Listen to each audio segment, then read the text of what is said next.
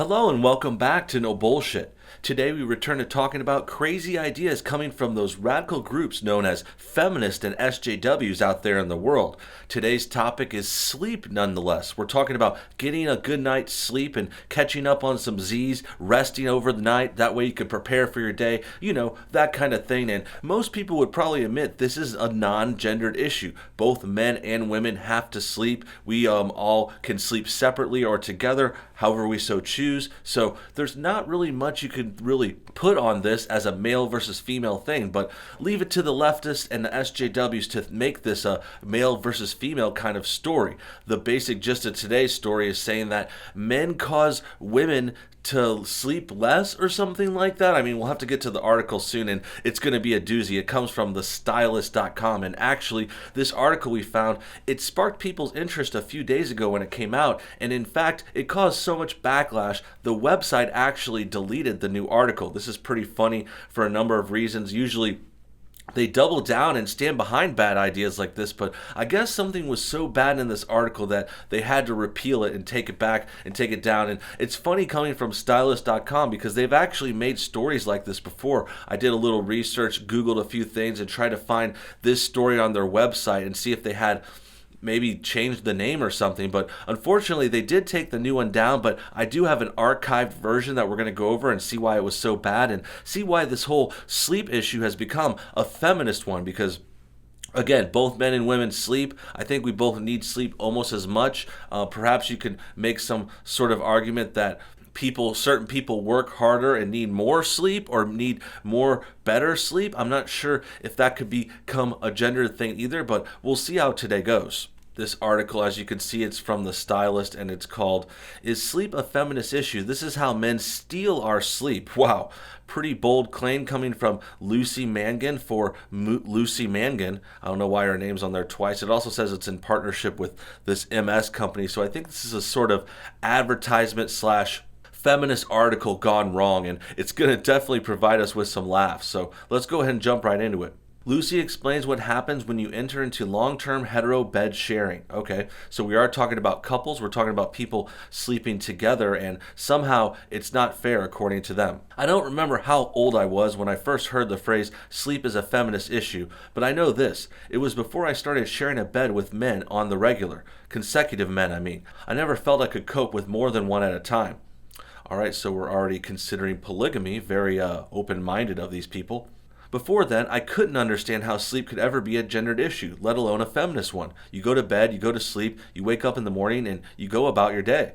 Someone else goes to bed with you, you might have sex, chat, and then you go to sleep, and he goes to sleep, you wake up in the morning, you might have sex, chat, and then you go on about your days. Wow, very sex-filled life this person's living.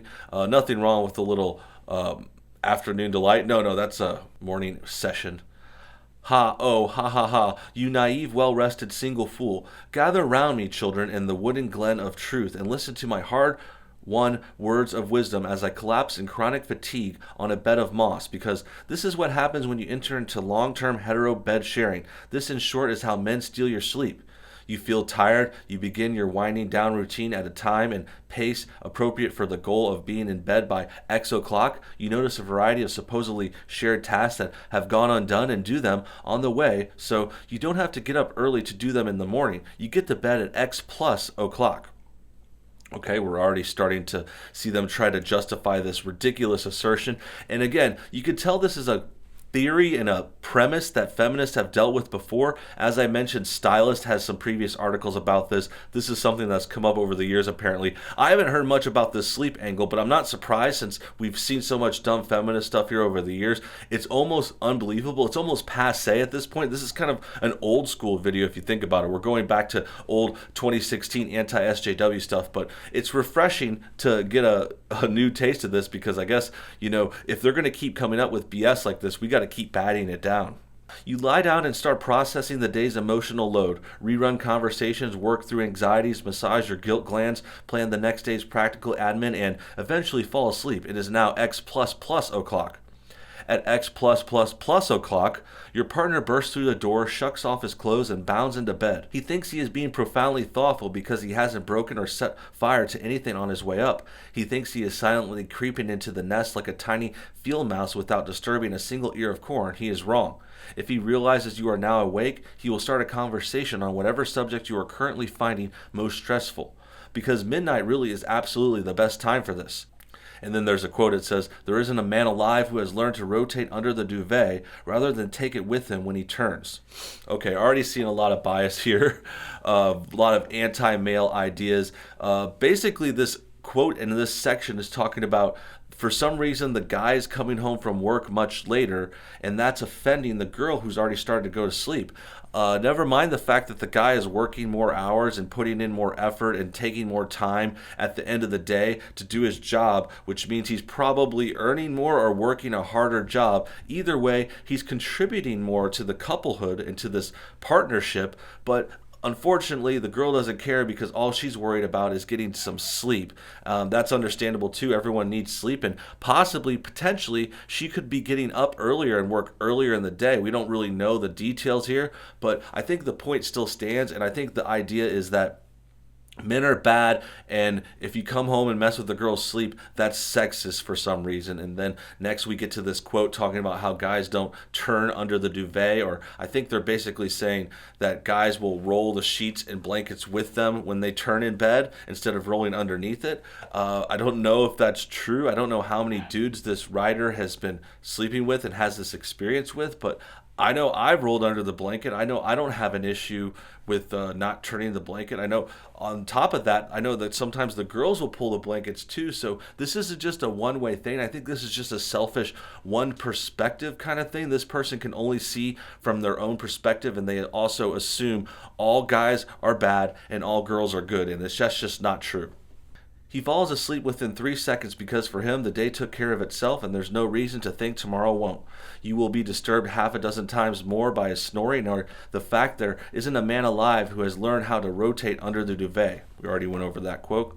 That's wrong. Dawn cracks and his alarm goes off early because he misset it. He's back to sleep immediately. You are not. You might as well get up and do the leftover chores. These points may not resonate with you, but add up how much sleep you lose a week, a month, a year to the ones that do. Ask yourself how much sleep you lose to a man's unconscious sense of entitlement. A belief so profound it seems natural to feel his time, his rest, his smooth passage through the world is more important than yours. You can ponder this sleep inequality beyond the night hours, then decide what to do about it.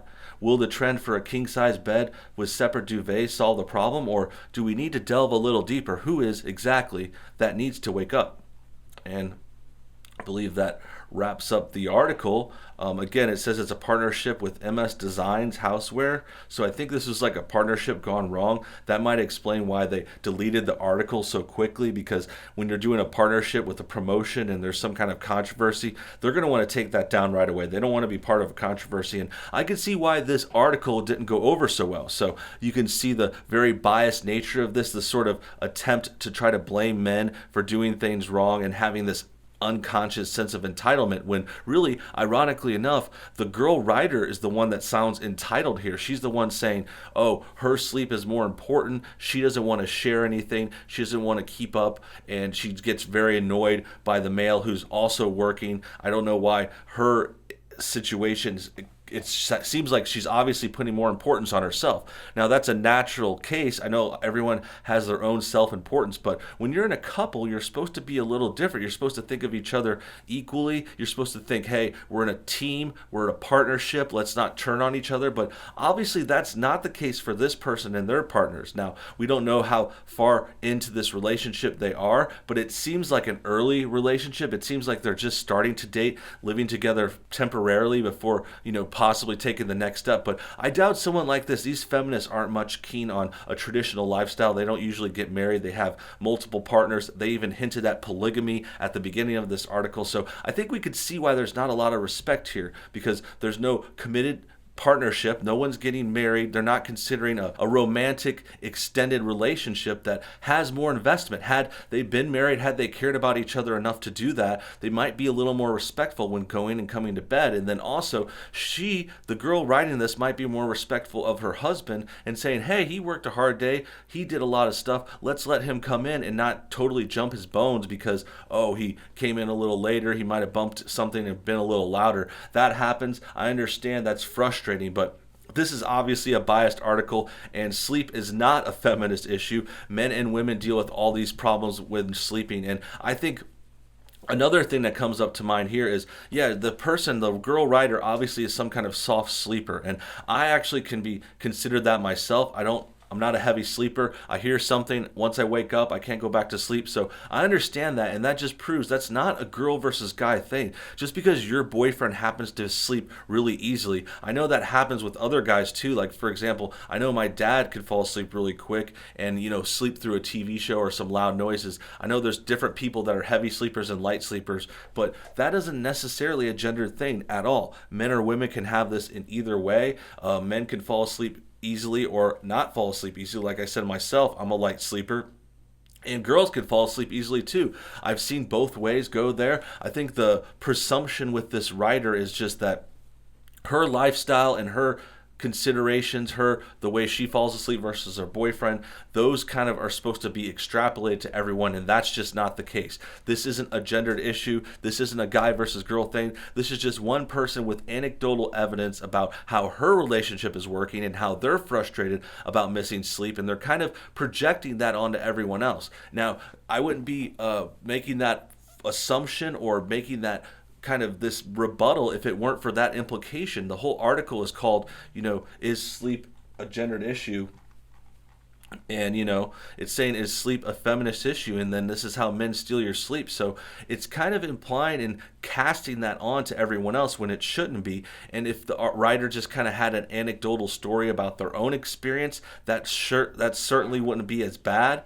But in this case, if you're going to project that onto all men, this is a slight little tiny dig at men, and it's not necessary. Men aren't the ones ruining sleep. Girls need to be in charge of themselves. If they're missing sleep, they need to come up with their own problem or their own solution to that problem and fix things and figure it out on their own. But instead, as we've seen time and time again with feminists and SJWs, they don't want to fix anything. They don't want to do the work. They don't want to have any kind of pressure or hardship on their own. They want to put it off on someone else, blame the men, ask us to solve their problems instead of stepping up and taking their own responsibility. With all that said, that about wraps up today's video. Thanks for your time, guys. Make sure you're commenting all your thoughts on everything below. Let me know what you think about sleep. Let me know if you think this is a feminist issue, a male versus female thing, or is this just a thing that this writer has to deal with because they're in a very introductory relationship with someone that maybe they've only known for a little amount of time, and now they're kind of voicing their frustration and projecting it onto everyone else. Comment your thoughts on everything below, and thanks for watching today's episode of No Bullshit. Make sure you hit that like button if you enjoyed this video, and until next time, you guys have a great day.